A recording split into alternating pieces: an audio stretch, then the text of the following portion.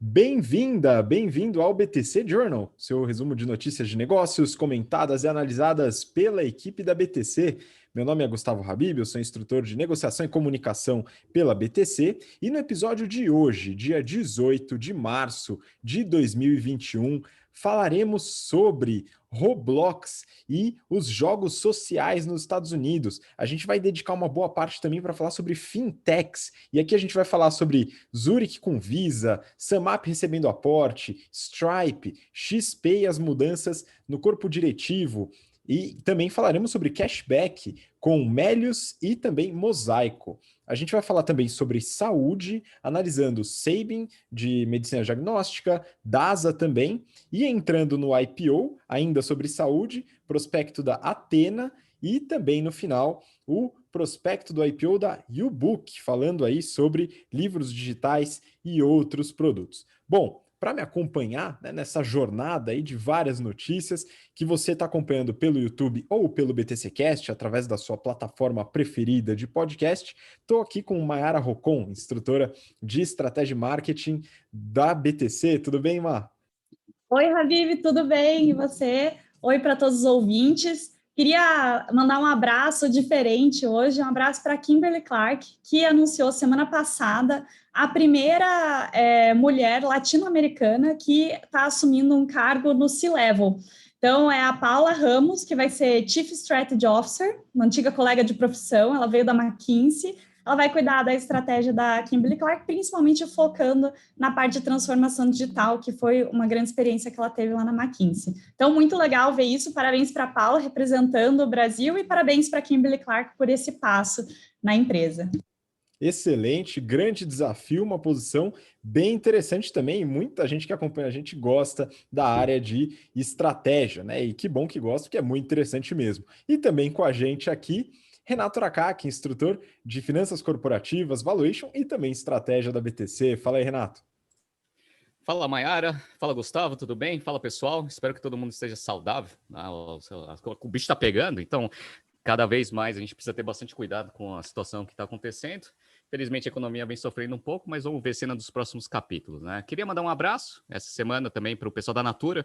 Me fez um convite para fazer um workshop, então foi bem interessante o workshop. Espero que todo mundo tenha aprendido alguma coisa ali, se eu pudesse, né, passar alguma transmissão de conhecimento interessante, mas assim, só pelo fato do convite para mim já valeu a pena. Muito obrigado, é uma empresa que a gente admira bastante. Queria mandar também um abraço para as turmas aí do Strategy and Finance Program, que a gente começou justamente a aula de estratégia empresarial na segunda-feira e no sábado teremos o dia inteiro falando sobre isso, tá? Então, espero que todo mundo esteja bem motivado. E queria avisar vocês, alguns já sabem, mas a gente lançou essa semana um curso novo chamado Price, né, Strategy Program, que é um curso que, basicamente, ele reúne tudo que a gente faz como consultoria e advisor para algumas empresas no âmbito de estratégia de precificação, né? Então, como que você alinha a precificação, produto e a parte de competição, coisas que a gente só fazia, né, individualmente com os nossos clientes corporativos.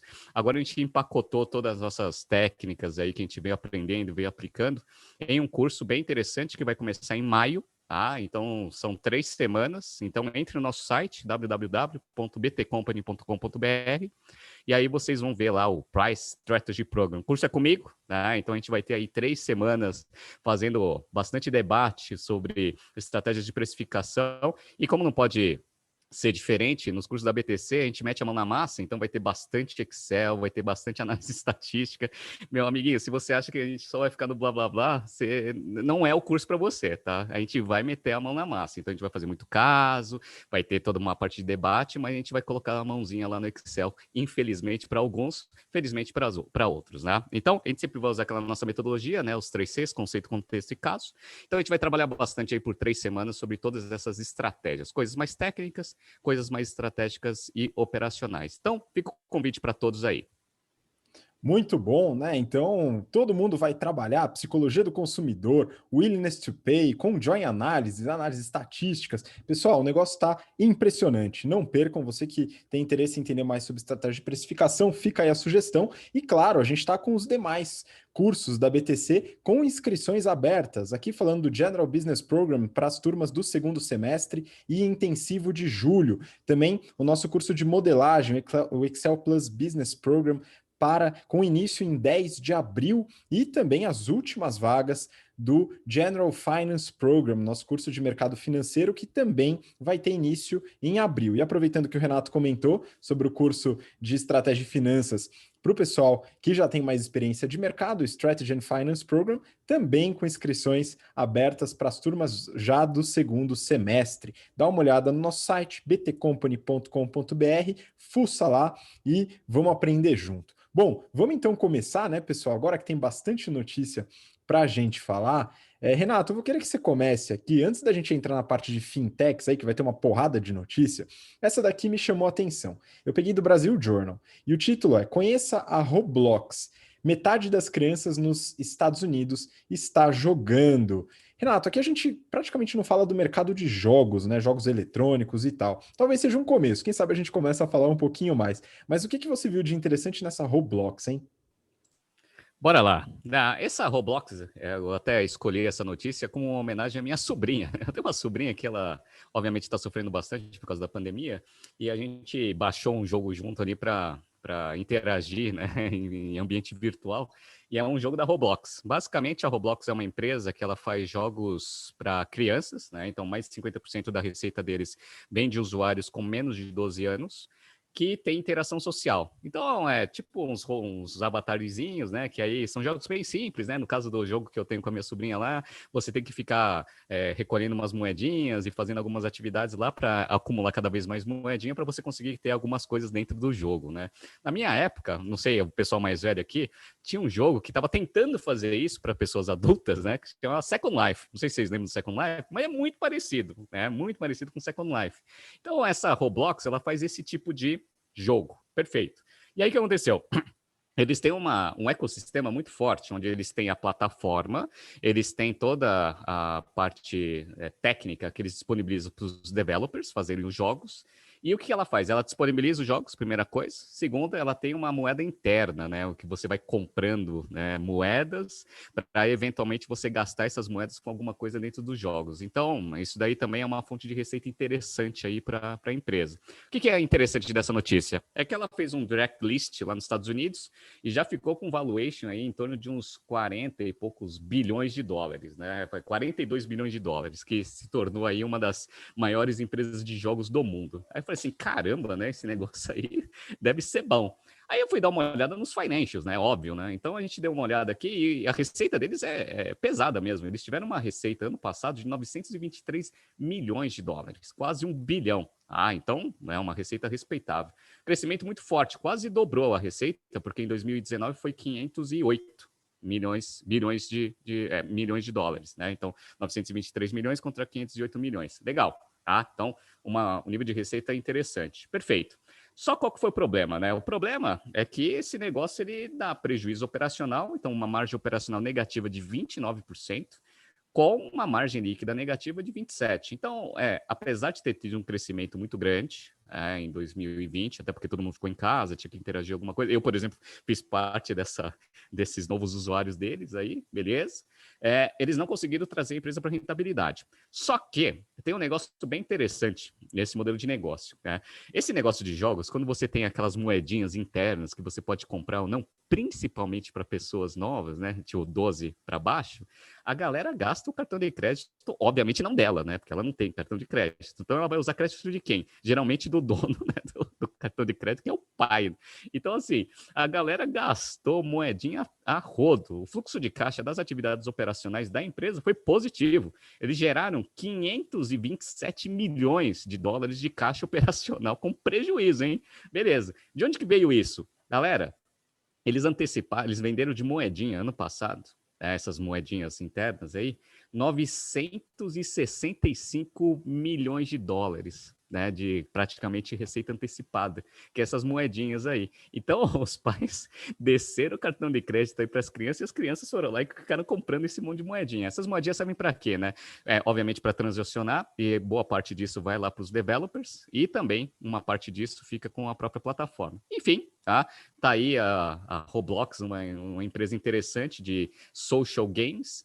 Só que, só para a gente fechar, eu esqueci de falar uma coisa, né? A notícia, ela fala o seguinte, esse modelo, onde a empresa ela fica com a plataforma e o ecossistema, e aí eu junto o developer com os usuários, é bom porque aumenta as margens. Aí eu olhei assim, né? Depois de ter olhado esses financials, falei assim, aumenta as margens, né? Falei, não sei como que é. Aí eu peguei a Blizzard, que é a maior empresa de jogos aí do mundo. A Blizzard, eu dei uma olhada na margem bruta dela, que aí o modelo é diferente. Ela tem lá os desenvolvedores, né? Ela vai lá, desenvolve o jogo e depois joga lá para vender. A margem bruta da Blizzard é 72%. 72%. A margem bruta da Roblox foi 38%. Assim, então, eu não acho que esse negócio tenha margens mais saudáveis, esse modelo de você terceirizar. Mesmo porque você tem que repassar muita coisa para os developers. Então, assim, né? Tomem cuidado na hora que vocês leem algumas coisas de vantagem competitiva de modelo de negócio que está no prospecto. Tenta dar uma checada, né? Com alguns peers, para você saber se aquilo que está sendo escrito de fato acontece. No caso aqui, né? A Blizzard, que é o modelo tradicional de jogos, tem uma margem muito maior aqui do que a Roblox.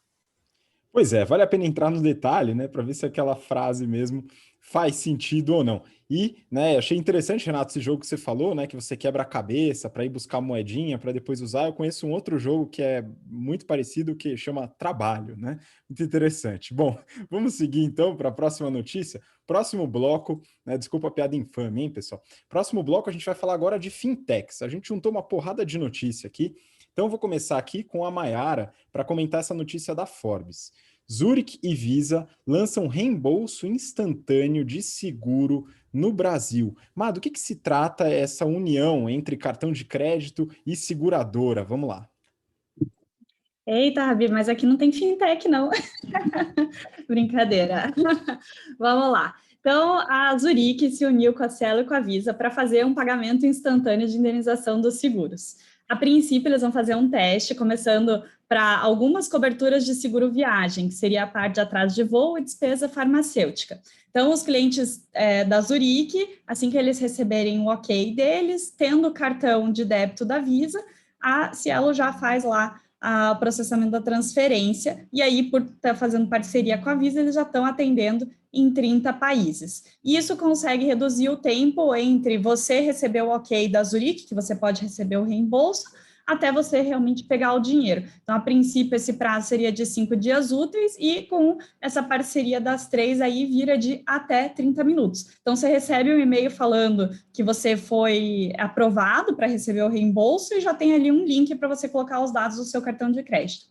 E aí, claro, né, esse teste dando certo, eles provavelmente vão expandir não só para outras coberturas, mas também outros tipos de seguro e talvez até outros cartões de débito, né, de outras empresas também, para pegar todos os clientes que podem estar nessa, né, contratado o seguro da Zurich. E aí é legal, porque a princípio, né, quando você fala em seguro, você pensa em coisas um pouco maiores, né? Então, um seguro alto, tanto faz se você vai receber em 5 dias ou em 30 minutos o reembolso, provavelmente você passou por um tempo ali de perícia ou de burocracia muito maior, né? Mas quando você pensa num seguro viagem, que é onde eles decidiram começar, faz todo sentido, né? Então, se você teve um atraso de voo, se você recebeu o dinheiro 5 dias úteis depois, você já está em outro lugar, às vezes você já voltou para casa, né? Então, super legal você conseguir reduzir esse prazo para você melhorar a experiência do consumidor quando ele compra um seguro que é exatamente para diminuir os perrengues que ele tem. Boa, não, interessante também. De fato, né, não entraria no fintech, mas é que eu quis colocar tudo no mesmo bolo, viu, Mar? E agora a gente vai... Fala, Renato, diga aí. Deixa eu só fazer uma colocação. Eu acho interessante isso. Eu conhecia bastante gente nessa área de seguros, etc. E aí eu até perguntava, assim, informalmente, né? E obviamente também não vou falar o nome das empresas envolvidas, né? Assim, mas por que é tão burocrático esse negócio de receber o seguro, né? Etc. Eu falei assim, olha, é questão financeira, né? Quanto mais tempo a gente demora para depositar o negócio, mais tempo o dinheiro fica no nosso caixa, beleza, né? Faz todo sentido. Mas você vê que existe uma mudança muito grande, né, da estratégia de todas as companhias agora, muito puxado por causa das fintechs, que é esse negócio do Customer Experience, né? Então, o Customer Experience, ele vem ditando muito mais, né, do que, eventualmente, essas tomadas de decisões financeiras, né? Então, o que é bom para o cliente? É receber mais rápido? Então, vamos fazer isso. E a gente se vira para tentar fazer esse negócio ser rentável. Então, eu vejo que as fintechs, pelo menos as novas empresas, né, elas vêm puxando muito essa questão do Customer Experience como vantagem competitiva. Então, acho que isso é muito interessante, né? Empresas tradicionais aí, né, mudando um pouco do mindset e indo mais para benefício efetivo, né, para geração de valor para o cliente. Não, com certeza, concordo plenamente, Renato, que essa competição, né, que entrou no mercado de tanto de pagamentos, né, como até seguros, através das empresas mais novas e mais ágeis, entre aspas, né, tá fazendo com que as empresas mais tradicionais entrem um pouco nesse modelo. Isso é um benefício aí da competição. Então vamos acompanhar, né? E a gente continua, né, com a próxima notícia. Agora já uma fintech nascida, vamos dizer assim, né? Eu peguei uma notícia do Valor. Fintech Samap recebe investimento de 1,3 bilhão de reais, né? A Mayara vai comentar aqui no detalhe. Só acho importante, né, fazer um breve disclaimer em relação ao título, né? Porque esse não é o valor total que a Samap recebeu, né? A Mayara vai esclarecer um pouquinho, mas a Samap não é só no Brasil, esse valor foi recebido no Brasil, enfim. Mas então, só para tomar cuidado, o título unicamente não é a notícia, hein, pessoal? Fiquem atentos. Bom, Mar, vamos lá, as honras. Boa, Habib, exatamente isso. Mas vamos lá, antes de entrar na notícia, né? Vou explicar um pouquinho os papéis desse mercado, até para a gente entender melhor o que a Samap faz. Então, a gente tem nesse mercado de pagamentos, né? Às vezes a gente fala, é a maquininha ou o pagamento, né? Como se fosse uma coisa só. Mas tem vários papéis diferentes. Então, a gente tem o adquirente, a gente tem gateway e a gente tem subadquirente.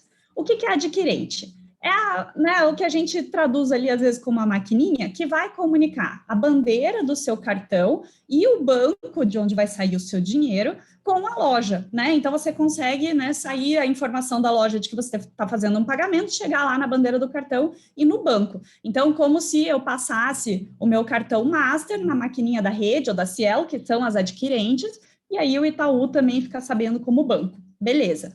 A gente tem também o gateway, que é quem vai processar o pagamento e vai transmitir essa informação para a adquirente. Então, é como se ele fizesse um passo a mais. Então, por exemplo, uma loja online que precisa ter tudo integrado, precisa fazer antifraude no pagamento, né? Às vezes ela não coloca direto uma adquirente, ela vai colocar um gateway, que é, por exemplo, a Mundipag, aqui no Brasil é uma gateway super grande, né?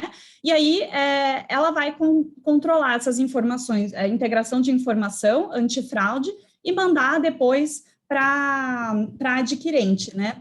A gente também tem a opção de contratar o antifraude separado. Por exemplo, a ClearSale é uma empresa grande aqui também no Brasil que faz esse papel de antifraude. E aí tem o terceiro papel que eu queria falar aqui, que é da subadquirente. Então, a subadquirente ela também vai ser um intermediador entre a loja e a adquirente. Ela vai passar essa informação de transação financeira, ela consegue também fazer o antifraude e ela repassa depois para a loja já o valor líquido das taxas. Então, por exemplo, uma PagSeguro, um PayPal, eles vão ser subadquirentes ali. Como que essas empresas ganham dinheiro? Então, tem vários jeitos de você ganhar dinheiro em cima da transação propriamente dita e dos serviços em volta dela. Então, você pode cobrar o aluguel da maquininha, você pode cobrar pelos serviços de integração dos dados, implementação, alguma taxa de adesão, e você pode também ter uma taxa sobre o serviço. Então, por exemplo, os gateways, eles fazem uma taxa sobre o número de transações. Já uma adquirente faz uma porcentagem das vendas. Você também pode fazer adiantamento de parcela, né? Então, se o comerciante quer receber antes, você consegue colocar uma taxa em cima disso e assim vai, né? E já que você está ali lidando com dinheiro, você consegue também oferecer outros serviços financeiros. Então, por exemplo, você pode fazer um empréstimo, né? Que a princípio não tem nada a ver com a transação, mas você consegue integrar isso também, você oferece. Então, né, quando você vai fazer uma transação, você contrata uma adquirente, mas se você vai fazer também pela internet, você contrata um gateway também para fazer a antifraude e integração com o seu e-commerce. E aí, se você quer colocar a opção de boleto, é mais um contrato que você tem que fazer. Então, né, fica ali um bando de gente que você tem que fazer contrato, que você tem que comunicar, tal. E aí, dependendo se você tem uma taxa melhor de débito em uma adquirente, de crédito à vista em outra, parcelamento, adiantamento em outra, então você acaba falando com muita gente. Quando você vai para um pequeno, né, comerciante, né, um empreendedor pequeno, você falar com esse monte de gente é uma dor de cabeça enorme, assim, você vai perder tempo e no fim você vai falar, cara, aceito só dinheiro. Então, as subadquirentes, elas vêm aqui para ajudar. Então, para o pequeno, é bom porque ela é mais fácil e mais barato de fazer a implementação, você não precisa ficar contactando todos esses serviços separados, né? E aí depois, claro, você tem ali uma taxa sobre transação maior do que a adquirente, mas tudo bem, né? Você simplificou e diminuiu o seu custo inicial. E pronto, né? Aí que entra a Samap. A Samap é uma subadquirente. Aqui no Brasil, ela está entre as 10 maiores e talvez você já tenha visto ela por aí com uma maquininha branca, né? Ela originalmente é da Alemanha, ela foi lançada em 2012, é uma fintech, então, europeia, né, que nem o Habib falou, e ela entrou no Brasil em 2013. Ela começou só como maquininha aqui no Brasil, focando sempre em micro, nano empreendedores, sendo ali, né, provavelmente a maioria autônomos que têm receita na loja ali de R$600 a R$2.000 por mês, ou seja, aquele cara que não faz sentido parar e conversar direto com uma adquirente. E aí eles foram expandindo, então hoje eles são uma fintech mesmo, eles estão em 33 países e já tem mais de 3 milhões de clientes. Em 2019, a receita deles foi mais ou menos 200 milhões de euros. Aqui, o Brasil já é um dos 5 maiores mercados deles e eles afirmam que estão ganhando share, apesar deles não abrirem essa informação.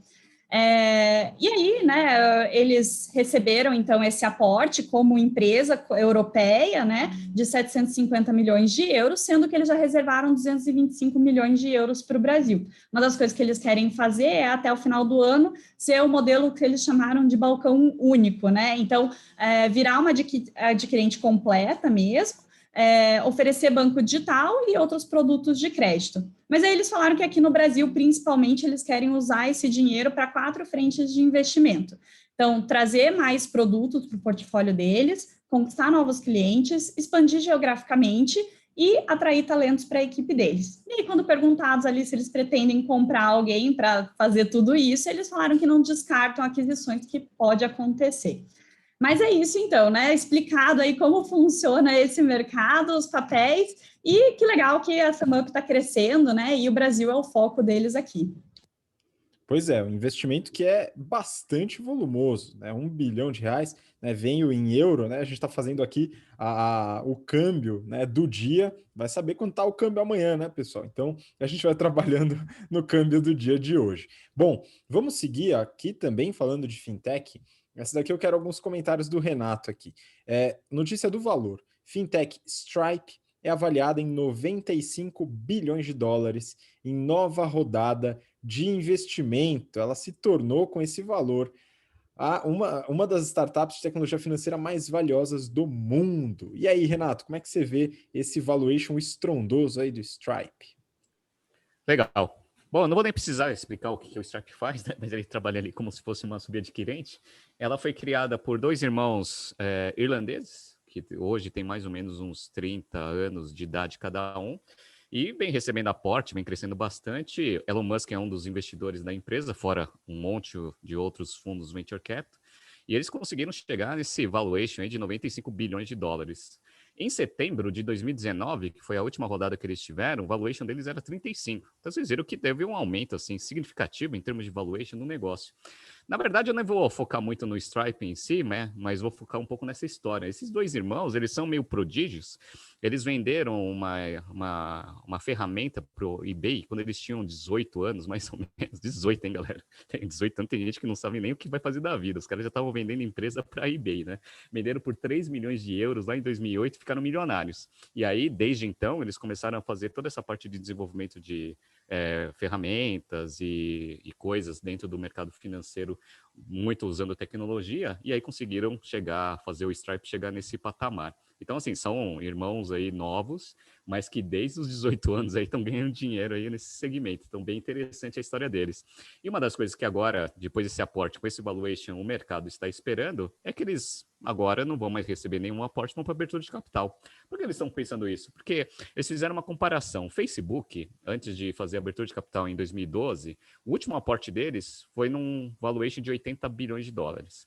O Uber, o último valuation que eles tiveram antes da abertura de capital foi 72 bilhões. Então, como eles já estão com 95, já está no tamanho, eventualmente, de ir para a Bolsa para conseguir fazer essa captação nova. Então, vamos ver aí. Provavelmente vai ser a próxima a empresa da lista que a gente analisa semanalmente de empresas que abrem capital. Mas é um negócio interessante, muito por causa do business, propriamente dito, mas também pela história dos irmãos. Só para vocês, eventualmente, se vocês quiserem pesquisar a história, Patrick and John Collison, acho que deve ser assim que se pronuncia. Dá uma olhada lá, que é uma história bem interessante desses dois irmãos. Pois é, o Stripe ele está crescendo bastante aqui no Brasil, entrou não faz tanto tempo assim, né, nos negócios aqui no Brasil, mas eles estão aí num processo de desenvolvimento, né? O pessoal ainda não parcela aí no Stripe, então fica a dica aí, se tem alguém do Stripe no Brasil aí, prestando atenção, isso é importante, hein, galera? Vamos lá, o Brasil é um país um pouco diferente, né, nessa questão do financiamento e das compras, né? Mas enfim, vamos continuar, agora vindo para o Brasil de fato, peguei uma notícia do Brasil Journal. Breaking: XP promove CTO a CEO. Benchimol será o chairman executivo, né? Tirando esse monte de palavra em inglês no meio da frase em português, eu queria que a Mayara me ajudasse a comentar aí sobre essa movimentação aqui. Então, Benchimol finalmente sai da linha de frente, vai dar uma descansada lá no conselho, né? E a XP cheia de projeto novo. Então, vamos lá. Olha, Habib, olhando assim, você fala, será que ele vai descansar? E aí, lendo a notícia, a gente vê que ele não vai descansar. Olha isso, né? Vamos comentando aqui. Então, o atual CTO deles, o Thiago Mafra, vai ser o próximo presidente deles. E aí, eles usaram uma data comemorativa, que agora, dia 12 de maio, a XP completa 20 anos, e é a partir dessa data que ele vai assumir. E o Benchimol, que é fundador, sócio majoritário, atual CEO, e daria até para dizer que é quase um garoto propaganda, de tanto que ele fala, né? Assumirá aí como presidente do Conselho Administrativo. Mas ele já faz parte do Conselho, na verdade, desde agosto de 2019. Então, não falaram exatamente o que ele muda ali no papel do Conselho. O Benchimol falou, né, para a mídia agora, né, em comunicado ao mercado, que ele quer dedicar mais tempo para crescimento e inovação. Então, ele falou que ele vai olhar expansão, vai olhar parceria, principalmente relacionamento com os agentes autônomos, e vai olhar aquisições aí, então, possíveis M&As vindo para a XP. E ele falou também que muito importante, ele quer olhar para time e cultura, né, e ajudar no desenvolvimento dessa cultura única deles.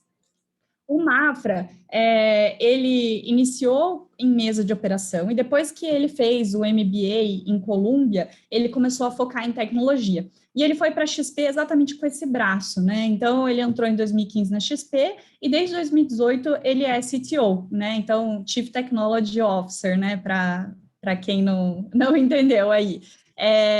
Os projetos importantes que ele fez foi a estruturação do RLP da XP, que é o Retail Liquidity Provider, que é um mecanismo de negociação de mini contratos de dólar e índice da B3. Ele também tinha feito a corretora de criptomoedas, foi um teste que, né, acabou sendo fechado no ano passado, e ele também foi o líder aí do lançamento que eles acabaram de fazer do cartão de crédito deles, que eles estão com o objetivo de chegar a 1,4 trilhão de reais sob gestão, e o cartão de crédito provavelmente vai ajudar bastante nisso.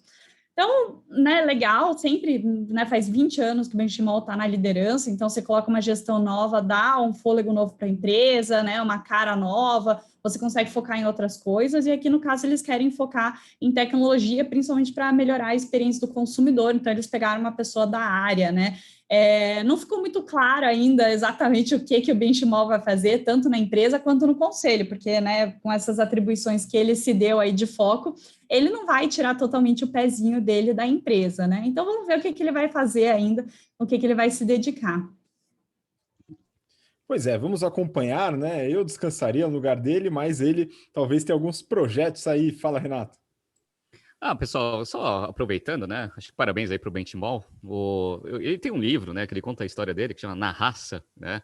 Que é um livro muito interessante e mostra todos os perrengues aí que o Benchimol sofreu aí até chegar onde ele conseguiu chegar. Uma história extremamente inspiradora. Se eu puder eventualmente dar um conselho para vocês, né?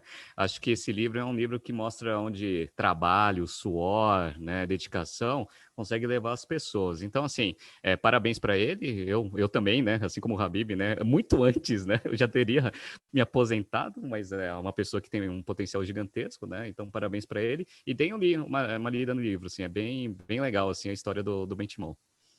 Muito bom. Tem uma série de biografias, né? A gente acaba indicando muito em aula, né, Renato?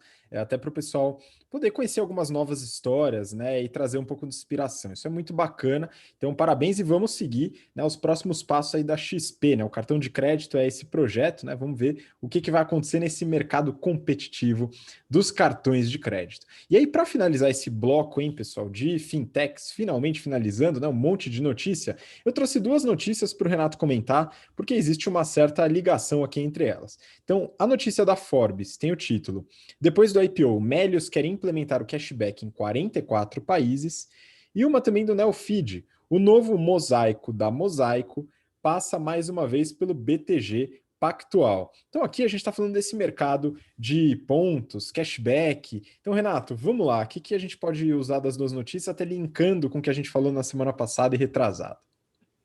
Perfeito, vamos lá. A gente acompanhou essas duas aberturas de capital, né, aqui no histórico do BTC Jordan, tanto a Melius quanto a Mosaico. E na Melius a gente falou algumas semanas atrás sobre a aquisição, né, que ela fez ali da empresa internacional.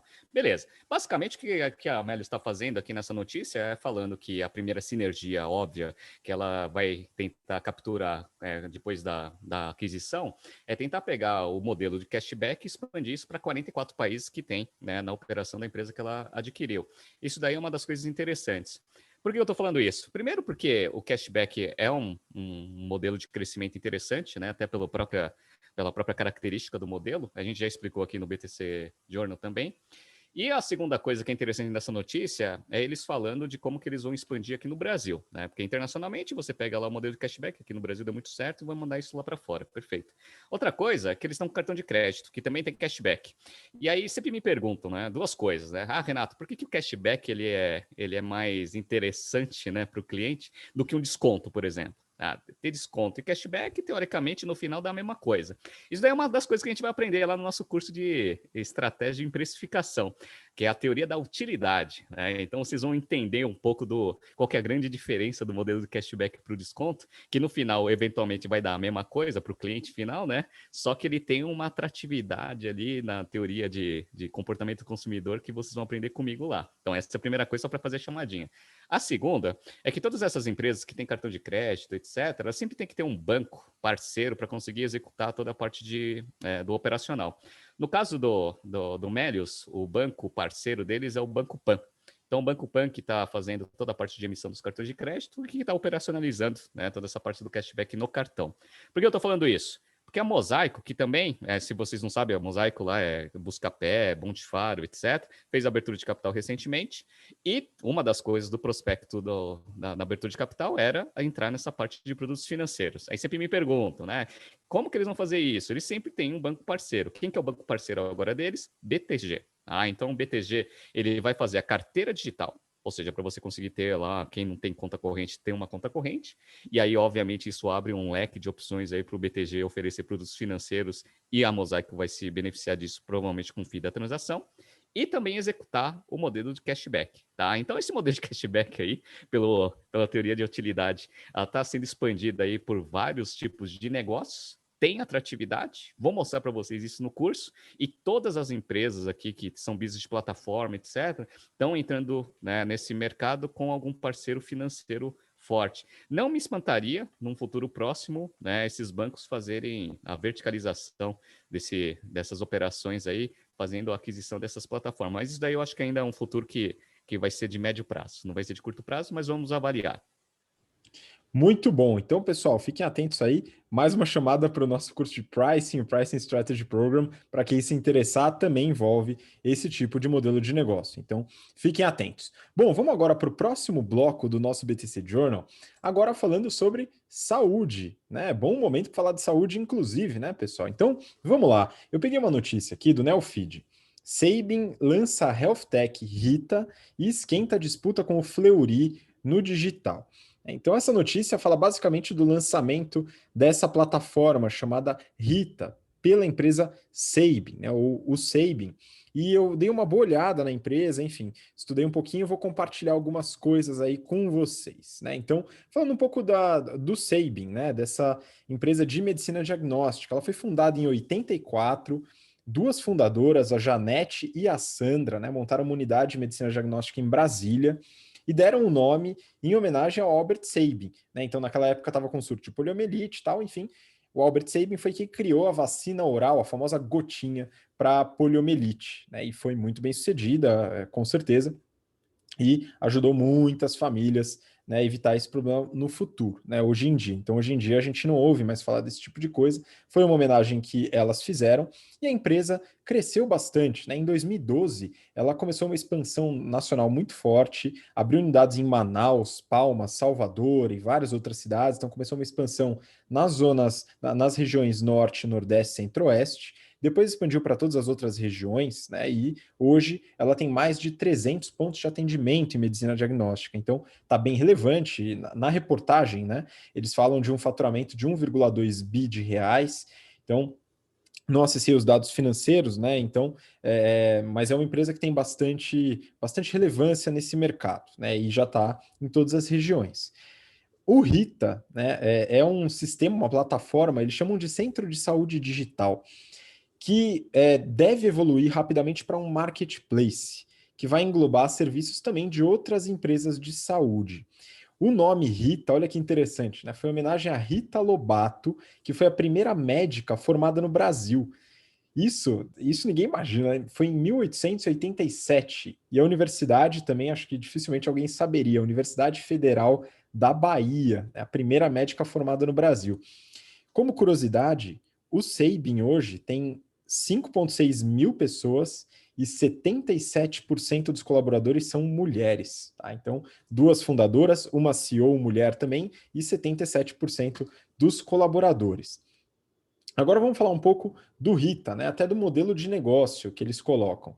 Então, o público-alvo são pessoas que não têm plano de saúde, que hoje corresponde a um número bem representativo da população. Eu peguei o número contrário, na verdade, pessoas que têm plano de saúde, 48 milhões de pessoas mais ou menos.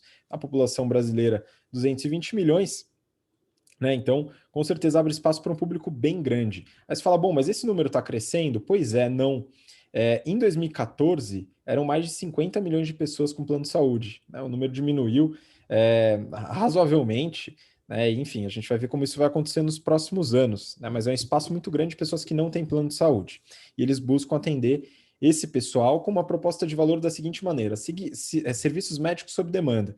Então, a plataforma vai envolver análises clínicas, diagnósticos por imagem, que são vamos dizer, reservados através do aplicativo para que sejam realizados através dos laboratórios do Sabin, futuramente outros laboratórios também. Check-up, vacinação, telemedicina, deve ser incluído também em breve na plataforma, e até medicamentos, reserva e aquisição de medicamentos com desconto através de farmácias parceiras. Então a ideia é formar um ambiente único para você poder tratar todos os seus problemas primários, secundários de saúde através desse aplicativo, né? Eles também atuam com modelo de crédito. Como assim crédito? A ideia deles é trabalhar com créditos criados na plataforma, como se fosse moeda digital dentro da plataforma, que você vai utilizando ela, ganhando créditos para depois utilizar em novos procedimentos, né? Como se fosse um cashback, né? Até financiarizando um pouco o modelo de negócio. Mas não é só isso. A ideia deles é usar esses créditos como uma forma de crowdfunding para quem não pode pagar pelos serviços. Então, esses créditos, eles podem ser doados, né? Então, você que acumulou os créditos pode optar por usar ou por doar para quem não pode pagar pelos serviços médicos prestados dentro do aplicativo. E como que é a monetização do serviço? É venda por produto ou serviço individual, né? Então vai ser bem o marketplace tradicional mesmo, você vai comprar os seus serviços, né? Essa plataforma já nasce com 60 mil clientes, que já tem o cartão de saúde do Sabin, e eles estimam um addressable market, né, um mercado endereçável de até 1 milhão de pessoas, né? Isso está segundo a reportagem. E seguindo a notícia, eles falam também do principal concorrente, que seria a plataforma do Fleury, chama Saúde ID, que é uma plataforma que já tem 7 milhões de usuários, né? O Fleury é realmente bem relevante aí no mercado, e a proposta, ela une profissionais de saúde, laboratórios e clientes para oferecer oferecer os serviços primários de saúde na plataforma.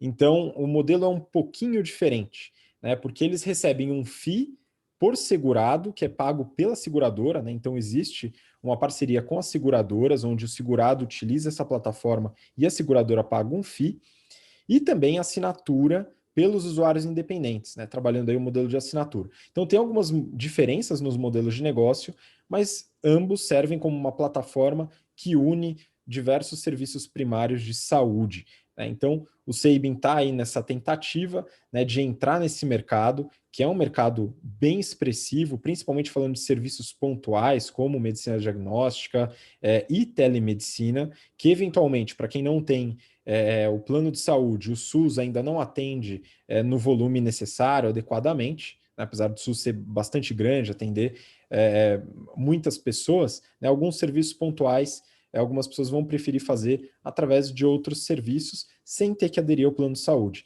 Então é mais uma opção, né, muito interessante também a história do Sabin, para quem quiser dar uma olhada, eles têm alguns vídeos no YouTube, o próprio site fala um pouquinho da história, né, aproveitando que a gente passou recentemente o Dia Internacional da Mulher, então é uma empresa que valoriza bastante essa importância, tá? Então fica aí a Sabin, né, ou o Sabin, né, para vocês analisarem também o modelo de negócio. Então vamos seguir, né, aqui mantendo saúde. Eu queria um comentário rápido da Má, falando ainda de medicina diagnóstica, né? A gente comentou sobre essa empresa na semana retrasada, salvo engano, e eu peguei uma notícia da Forbes. DASA aprova a aquisição do Hospital São Domingos por 400 milhões de reais. Então aqui é um movimento diferente, né, Má? Porque agora é uma medicina diagnóstica que está indo para um caminho um pouco diferente. Então vamos lá. Exato, né? Então eles fizeram essa aquisição. O Grupo São Domingos inclui o Hospital São Domingos, a Neuroimagens e a Clínica Solução Médica. E aí eles têm serviço de atendimento médico hospitalar, ambulatorial, serviço clínico e diagnóstico por imagem. E aí, como você falou, realmente foi 400 milhões de reais e eles vão, conforme for feita a aquisição, também incluir no pagamento 12,5 milhões em ações da DASA. Ainda está sujeito à aprovação tanto de Assembleia Geral da DASA como do CAD, né? Mas que nem você falou, 2 semanas atrás a gente comentou que eles estavam querendo fazer um re-IPO, levantar 5 bilhões de reais para poder investir na entrada no segmento hospitalar. E aí eles nem esperaram chegar o dinheiro, né? Eles já foram lá e começaram essa estratégia deles. Então, eles querem fazer essa integração, por mais que seja no caminho contrário, né? O racional é o mesmo, né? Então, você ter atendimento, análise, tudo junto, acompanhar o paciente e, né, o pano de fundo que eles usaram para esse re-IPO foi integração de dados e inteligência em cima disso para você diminuir sinistros. Muito bom, acho curioso, né? Porque agora a gente vai entrar numa outra notícia de um mercado também de saúde que tem estratégias diferentes por empresas. Então, para você que está ouvindo, né, o mercado de medicina diagnóstica não tem um caminho só para seguir, você deve fazer uma análise estratégica, entender que há alguns caminhos possíveis, né? E agora, nesse outro mercado, entrando no setor de IPOs, agora do BTC Journal, peguei uma notícia da Forbes. Grupo de saúde Athena, do Pátria, pede registro para IPO. Então agora a gente muda um pouquinho de medicina diagnóstica para hospitais e a gente entra naquela discussão, hein, Renato, que a gente gosta bastante de modelos verticalizados. Então vamos lá, o que você pode falar aí da Athena? Beleza, vamos lá. Bom, o mercado de saúde ele está bem aquecido. Essa daqui é mais um aí dentro do pipeline aí de empresas na área de saúde tentando fazer abertura de capital. A Athena ela foi criada em 2017 e quem é o líder aí da expansão do negócio é o Pátria. Então, o Patria tem 91% da empresa, e dentro da tese de investimento lá do Fundo Private Equity deles de saúde, eles estão fazendo o crescimento aí dessa operação, sempre no modelo verticalizado. O que é o modelo verticalizado? A gente já falou, né? Hapvida, Intermédica, que está entrando em fusão agora, você tem o hospital e o plano de saúde de forma integrada, controlando o nível de despesa e receita dos dois negócios, você consegue ter uma rentabilidade melhor desses dois modelos de negócio combinados do que eles separados. Basicamente é isso. O Athena é um negócio interessante, porque primeiro ele tem esse modelo verticalizado, que é o modelo de sucesso aí dessas duas empresas que eu acabei de mencionar, e é uma empresa pequena, né? Se você for parar para pensar, hoje eles têm uma participação muito forte no Piauí, onde eles têm 41%, Maranhão, 17%, Espírito Santo, 23%, e eles falam que eles têm 20% de market share na região metropolitana de Maringá, né? Não é nem Maringá, né? Região metropolitana de Maringá. Então é um negócio pequeno que tem bastante potencial de crescimento. Então você fala assim, o negócio é pequeno, mas tem potencial de crescimento. Então, legal, né? Acho que é uma opção aí de modelo verticalizado de uma empresa menor. Se você quiser ir para modelo verticalizado, empresa gigantesca, vai ter que comprar lá Hapvida, Intermédica, que agora só tem uma opção, né? Que é agora elas se juntaram. Perfeito. Então, essa é a tese aí que a Athena está indo para abertura de capital. Ela vai captar dinheiro para tentar fazer algumas aquisições, para tentar fazer o mesmo caminho que foi trilhado aí pelas duas empresas de sucesso aí do mercado da Bolsa de Valores. Perfeito. Legal.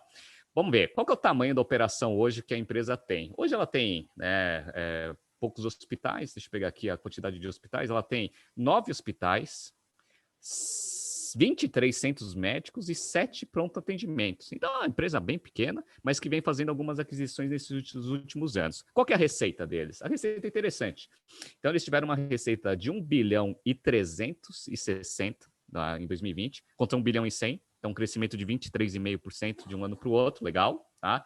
A margem líquida é apertada para caramba, a margem líquida foi de 1,1. Lembrando ali que o benchmark nosso ali é mais ou menos 5, ali de Intermédica e tal. Então, margem bruta apertada. Margem EBITDA normal, 9,5, que é baixo também.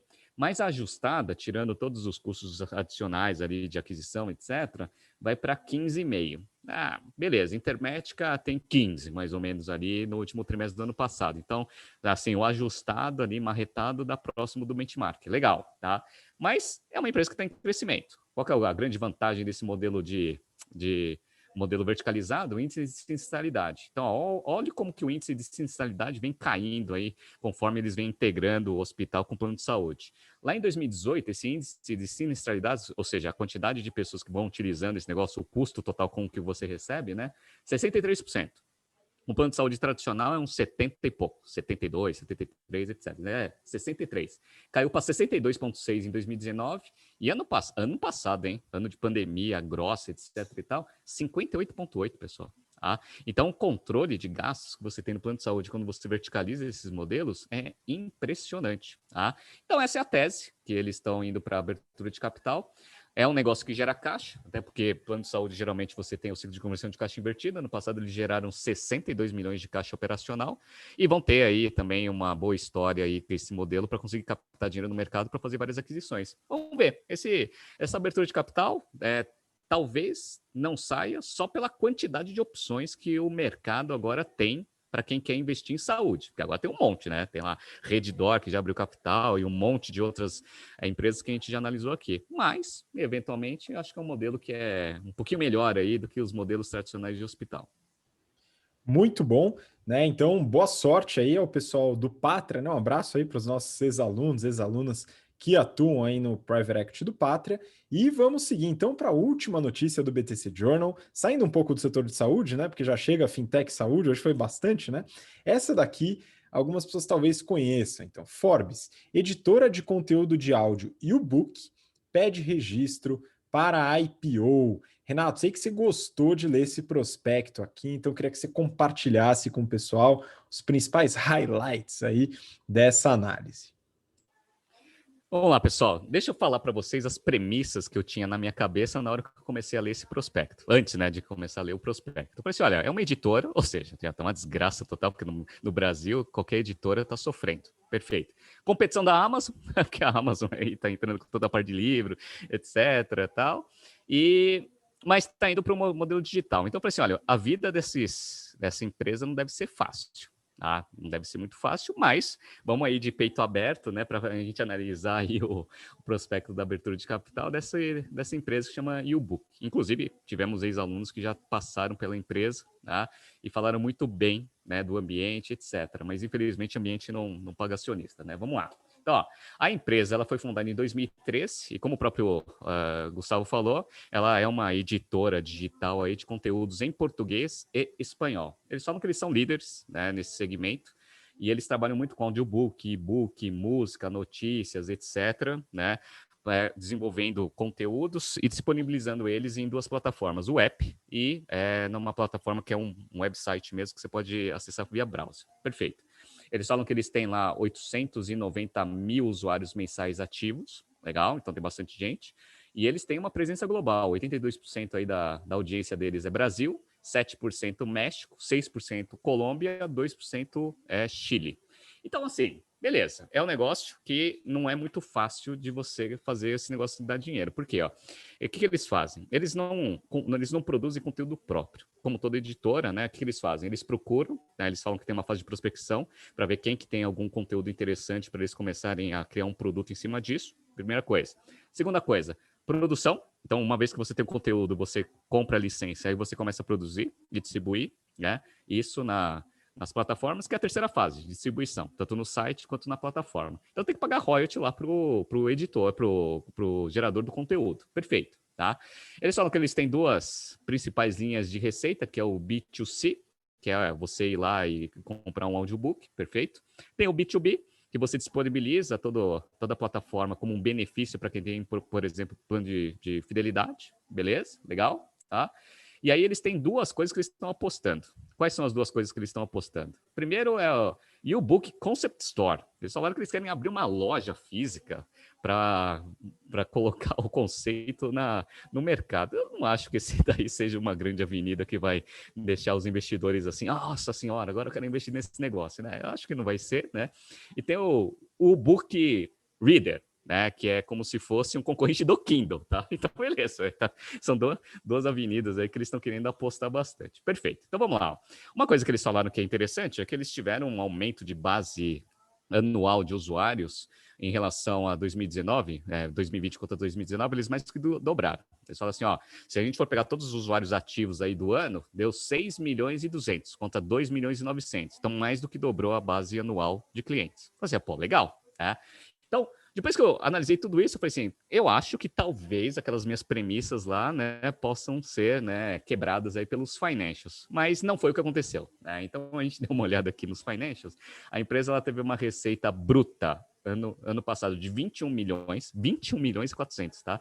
Contra 15.400 de 2019. Ou seja, eles dobraram a quantidade de usuários, mais do que dobraram a quantidade de usuários ativos anuais, só que eles aumentaram a receita só em 39%.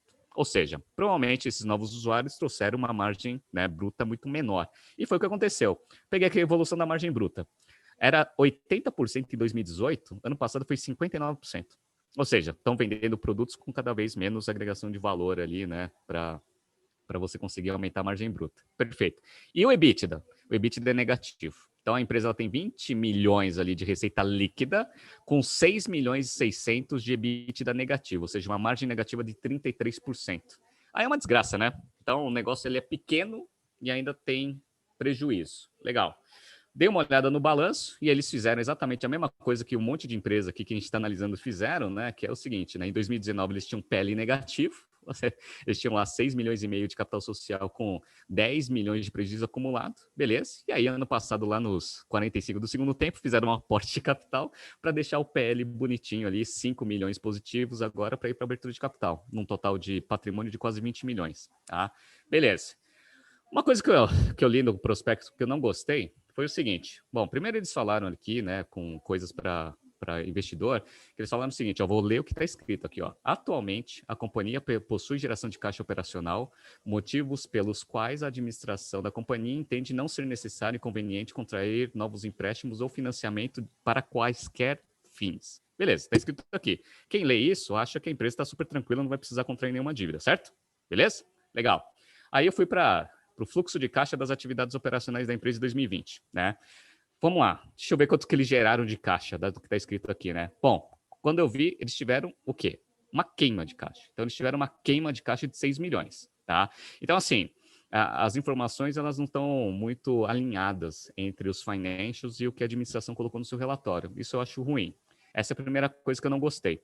Segunda coisa que eu não gostei, é bom mesmo eles não precisarem de dívida, porque eles tinham lá uns 200 mil de dívida em 2019, que agora reduziu para uns 89, eu fui ver o custo dessa dívida. Sabe quanto que é o custo dessa dívida, pessoal? É um CCB que custa 30% ao ano de juros. Galera, 30% de juros, a Selic tá 2. Tudo bem que hoje, a gente tá gravando na quarta-feira, né? O Banco Central tá lá, né? O cupom lá tá discutindo, e eventualmente vai para 2,5. Pô, 2,5. Tá 30% aqui de taxa anual. Pelo amor de Deus, né? Então espero que eles não precisem mesmo pegar dívida, né? Porque se for para pegar, estão ferrados, né? E aí a terceira coisa que eu não gostei, essa a primeira, né, foi a falta de informação, a segunda, né, as informações descasadas, a terceira, né, que foi esse negócio aqui do custo. Tem uma outra aqui, que é assim, partes relacionadas. Tem um monte de sócios esse negócio, e os sócios, eles são parte relacionada em um monte de coisa, galera. Um monte de coisa mesmo, assim. Das despesas gerais, que dão mais ou menos, sei lá, uns 20 milhões, 2,5 milhões é com parte relacionada, tá? Isso não é legal. Tá? Você ter lá um monte de despesa, mais de 10% da despesa deles é parte relacionada. E tem passivo com parte relacionada também. Então tem muita coisa cruzada aqui que eu não gosto muito, tá? Eu particularmente, tá? Então, obviamente, você coloca isso na conta. Perfeito. E aí, outra coisa são os processos que a empresa tem. A empresa tem processo tributário, né? Já colocou aqui numa provisão de provável perda de 3 milhões e 400. Então, tem 3 milhões e 400 de perda provável já no passivo.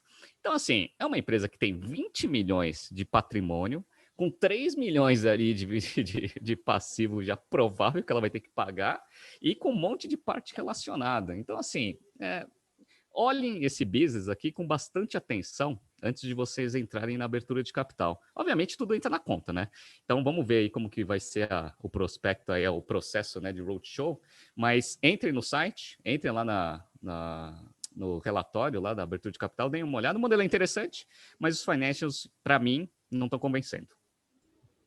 Pois é, né? Tem também o aspecto da competição, né? É difícil alguém querer entrar em competição direta com a Amazon, né? Praticamente um Davi contra 370 Golias, né? Mas enfim, vamos acompanhar como que a YouBook vai lidar com essa competição toda e também com esses desafios, vamos dizer assim, na sua estrutura financeira. Bom, essa foi a última notícia do BTC Journal de hoje. Então, queria muito agradecer, Mayara, muito obrigado pela participação de novo.